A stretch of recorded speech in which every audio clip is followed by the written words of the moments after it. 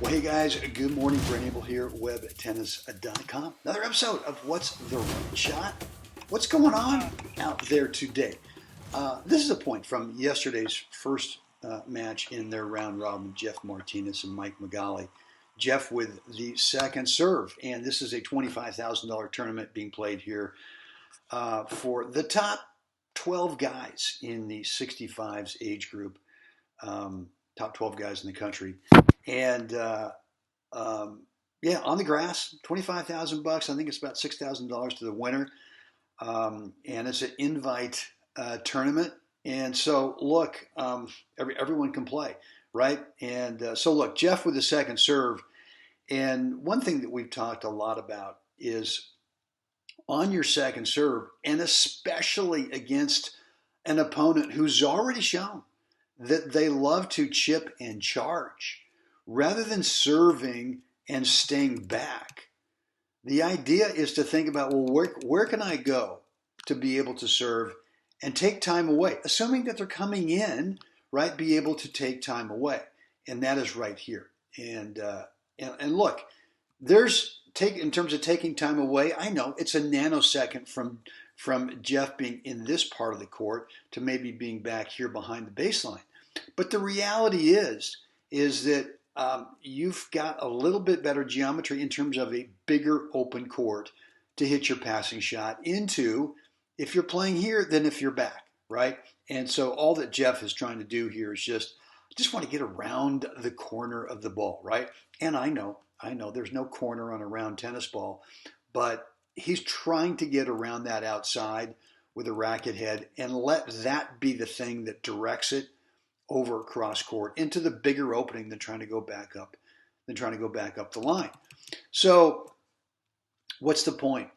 Today's message is this, especially on your second serve, rather than thinking about serve and stay back, I want you to think about serve and stay in. We're not talking about serve and volley, but we're talking about having a toss that's in front of you, right? The toss is out in front. Sure, maybe you get a little bit on top of you so that you get some spin, but that it allows you to efficiently move forward. And now you're in a position on the court, and I know I'm going to get a bunch of people who say, yeah, but man, isn't he vulnerable to that return? Well, look, if this return to serve from Mike is going to be deep, that's going to land on the baseline back here, why not just volley it? Of course you can volley from here. Do you have to be up inside the service line to be able to hit a volley? No.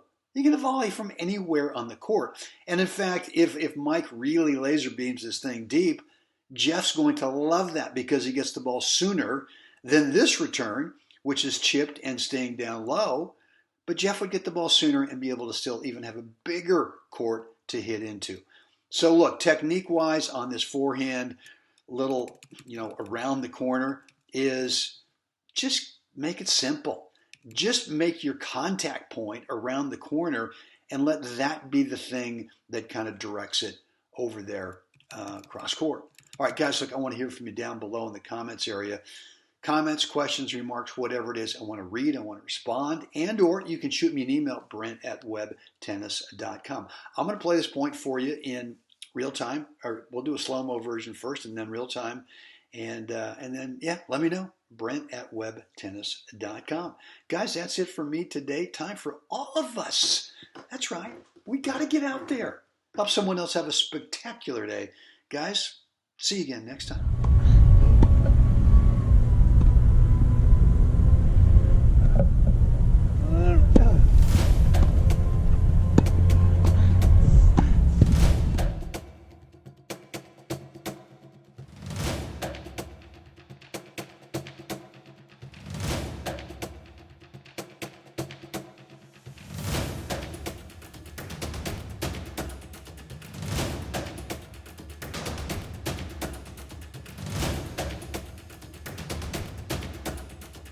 Hey, it is Brent back here with you. Really hope you enjoyed this episode of What's the Right Shot. And yeah, if you're still trying to figure out your one-handed backhand slice, your underspin drive, right, where it's not floating and sitting up for your opponent, then what I've got for you is a course I want you to check out below. There is a link down below in the description area that will take you to an information page, because there's really 3 habits that we've got to have on this backhand slice, especially for something like this where we just saw it, where you're taken out wide and maybe you want to play a little dropper off of it.